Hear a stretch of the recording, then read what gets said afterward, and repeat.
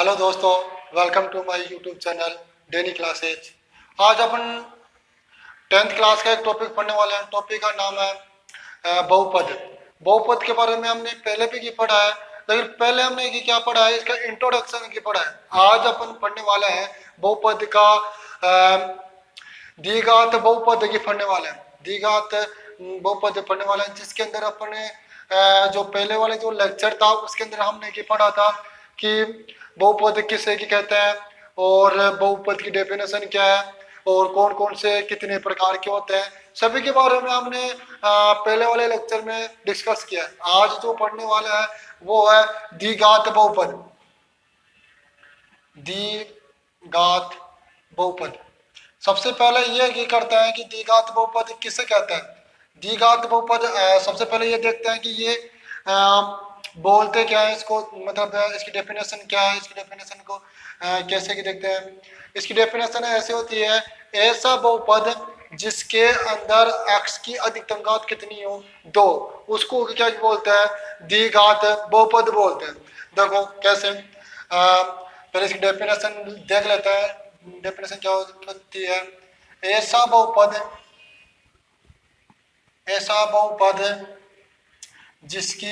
जिसमें ऐसा बहुपद जिसमें x की अधिकतम घात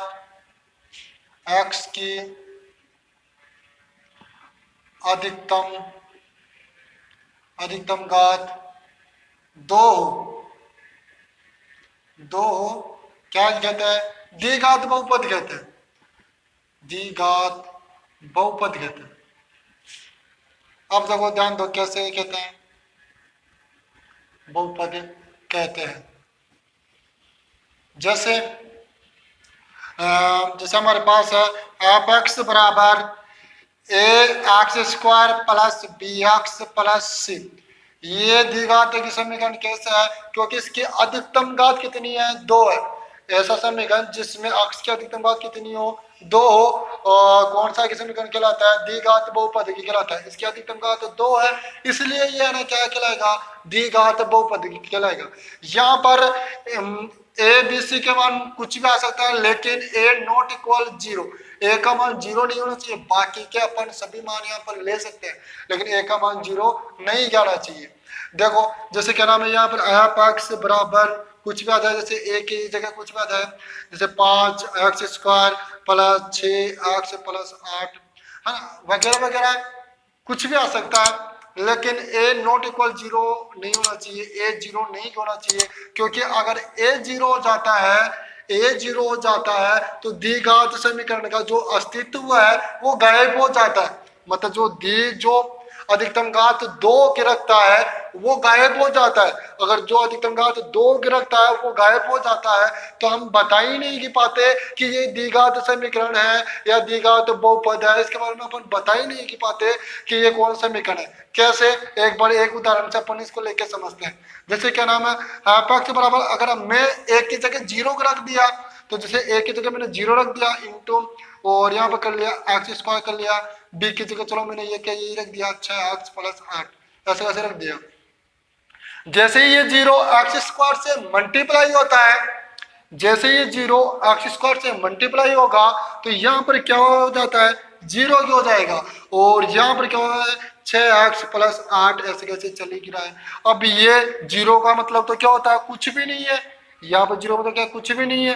तो यहाँ पर कुल मिला के मेरे पास 6x प्लस 8 बच गया। अगर 6x प्लस 8 बच गया, और द्विघात बहुपद की जो डेफिनेशन थी वो ये थी कि ऐसा बहुपद जिसमें x की अधिकतम घात 2 हो, द्विघात बहुपद कहलाता है। लेकिन यहाँ पर मैं देखता हूं तो x की अधिकतम घात 2 है ही नहीं। x की अधिकतम घात 2 है ही नहीं, तो 2 नहीं है तो फिर ये तो क्या नाम है, द्विघात बहुपद है ही नहीं। तो द्विघात बहुपद नहीं है, तभी तो क्या नाम है, अपन जब द्विघात बहुपद का उदाहरण लिखेंगे तो इसके अंदर a नॉट इक्वल 0 होना चाहिए, a का मान 0 नहीं होना चाहिए। अगर a का मान अगर आप 0 करते हो तो वो द्विघात बहुपद बनेगा ही नहीं, द्विघात बहुपद होता ही नहीं है, क्योंकि फिर ये तो रेखिक बहुपद का उदाहरण हो जाता है जो हमने पहले वाले लेक्चर में पढ़ा था। जिसके अक्ष की अधिकतम घात 1 हो उसको क्या बोलते थे, रेखिक बहुपद बोलते थे। इसकी अक्ष की घात 1 कार्य तो ये तो रेखिक बहुपद हो गया। तो इसी कारण अपन अक्ष का मान 0 सॉरी a का मान 0 इसीलिए नहीं गिरकती। तो आपको ये डेफिनेशन पूरी याद हो जानी चाहिए कि अक्ष की अधिकतम घात कितनी हो, 2 हो, तो उसको द्विघात बहुपद की कहते हैं। और जो द्विघात बहुपद है, जो द्विघात बहुपद होता है वो क्या होता है, ये होता है a x square plus b x plus c a not equal 0, यानी इस रूप में द्विघात बहुपद रहता है। जो इसके अंदर a b c का मान कुछ भी हो सकता है, लेकिन a नॉट इक्वल 0 होना चाहिए। और बाकी का तो अपन कैलकुलेशन आगे जाके अपन सीखेंगे। ठीक, अब अपन पढ़ने के लिए जा रहे हैं द्विघात बहुपद है उसको सोल्व कैसे करते हैं, या फिर उसके मतलब सोल्व करने के कितने शून्य को होता है, कितने मान आते हैं, वो सब के बारे में डिस्कस करते हैं। देखो जैसे द्विघात बहुपद है मेरे पास, अब द्विघात बहुपद है, अब इसके देखो अगर आपको क्वेश्चन बोले कि इसका शून्य बताओ, क्या कि बोले कि इसका शून्य की बताओ, या फिर कि बोले मान ज्ञात करो, या बोल दे मान ज्ञात करो, या फिर कि बोल दे हल करो, मतलब कुछ भी बोल दे तो इनके या तो शून्य बोल दे, मान ज्ञात करो, हल करो, मतलब इनमें मतलब कुछ भी मान बोले कि क्या नाम है एक्स का मान ज्ञात करो, या ऐसे बोल दे एक्स का मान ज्ञात करो। इन सभी की बात क्या है, एक ही होती है। इन सब का मतलब क्या होता है, एक ही होता है कि शून्य भी वैसे निकालेंगे, मान भी वैसे ज्ञात करते हैं, हल भी वैसे करेंगे, एक्स का मान भी वैसे ज्ञात करेंगे। अभी अपन द्विघात बहुपद पढ़ रहे हैं तो इसके अंदर मैं केवल एक ही विधि बताऊंगा, गुणनखंड विधि बताऊंगा। जब अपन द्विघात समीकरण पढ़ेंगे तो उसके अंदर अपन चर्चा करेंगे 3 की विधियों के बारे में, जहाँ पर समीकरण के अंदर अपने अलग अलग विधियों से क्वेश्चन को सोल्व किया है, तो अपन भी यहाँ पर अलग अलग विधियों से क्वेश्चनों को वहां पर सोल्व करेंगे। लेकिन अभी तो मैं आपको गुणनखंड विधि की बता रहा हूँ, और जो अगला वाला जो लेक्चर होगा उसके अंदर अपन समीकरण स्टार्ट करेंगे, तब उसके अंदर हम पूरी डिटेल आपको बता दी जाएगी। हालांकि समीकरण को कितने प्रकार से हल करते हैं और द्विघात बहुपद या द्विघात समीकरण में क्या अंतर है, सभी के बारे में वहां पर अपन डिस्कस करेंगे। अभी तो केवल अपन एक ही चीज देख रहे हैं कि जो इसका जो मान होता है वो कितने के होता है। या तो बोल दे शून्य की बताओ, या इसका मान ज्ञात करो, या बोल दे हल करो, या एक्स का मान ज्ञात करो। यानी इन सभी के अंदर से अगर कुछ भी बोल दे तो सभी की बात क्या होती है, एक ही होती है। और इनमें देखो जैसे क्या नाम है, मेरे पास ये समीकरण है a x square plus b x plus c, इन सभी का मतलब एक ही होता है। तो इसके जो शून्य का है वो कितने के होते हैं, 2 के होते हैं। कितने होंगे, 2 होंगे। वैसे ही मान भी 2 ही होंगे, हल भी 2 ही होंगे, और एक्स का मान भी कितने आएंगे, 2 ही आएंगे। मतलब मैं एक को लेकर के बात करूं तो मान लेना कि ये सभी में एक सही होगा। अगर मैं बोलूं शून्य के दो मान होंगे तो आप भी यही मान लेना, इसके मान 2 होंगे, हल भी 2 होंगे, और एक्स का मान भी कितने होंगे, 2 ही होंगे, है ना। और देखो जैसे क्या नाम इसके मैं बता रहा हूँ, जैसे इसके शून्य के 2 होंगे। एक शून्य को अपन बोलते हैं अल्फा, जो दूसरा शून्य को होता है उसको अपन बोलेंगे बीटा। एक को तो बोलेंगे अल्फा और एक को क्या बोलेंगे, बीटा। बस ये आपको पता होना चाहिए। और देखो दूसरी बात, अगर आपसे बोले जैसे शून्य की निकालूंगा कितने होंगे, 2 होंगे, और वो दोनों कौन कौन से होंगे, एक को अल्फा बोलते हैं, एक को क्या बोलते हैं, बीटा ही बोलते हैं।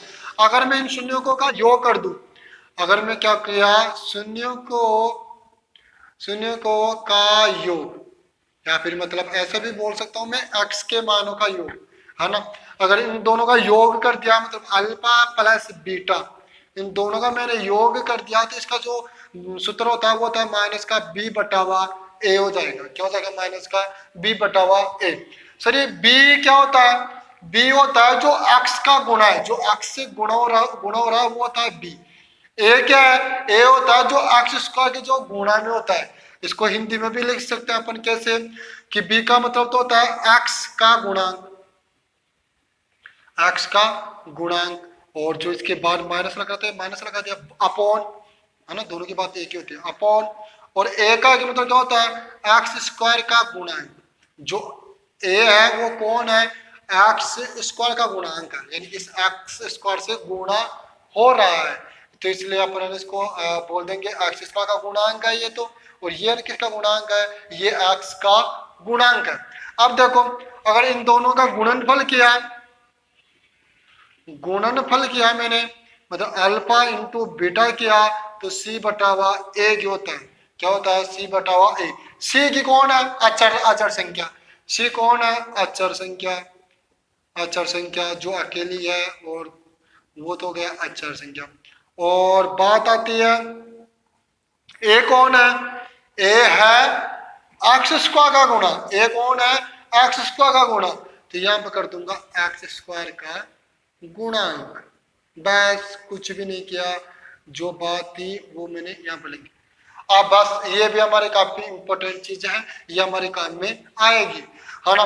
तो बस सबसे ज्यादा बात ये याद रखनी है, शून्य दे मान याद करो, हल हल करो, या एक्स का मान याद करो, सभी की बात क्या होती है, एक ही होती है। जैसे मैं इस समीकरण को 16 लेके करूंगा तो इसके दो मान आएंगे, एक को बोल देंगे अल्फा, एक को बोल देंगे बीटा। जब इनका योग की करते हैं, अल्फा प्लस बीटा का योग करेंगे तो माइनस का बी बटा हुआ ए की हो जाएगा। जब गुणनफल करते हैं, अल्फा इंटू बीटा करते हैं, तो सी बटा हुआ ए की हो जाएगा। तो बी कौन है, एक्स का गुणांक, और अपॉन ए की कौन है, एक्स स्क्वायर का गुणांक होता है, सी कौन है, अचर संख्या है, ए कौन है, एक्स स्क्वायर का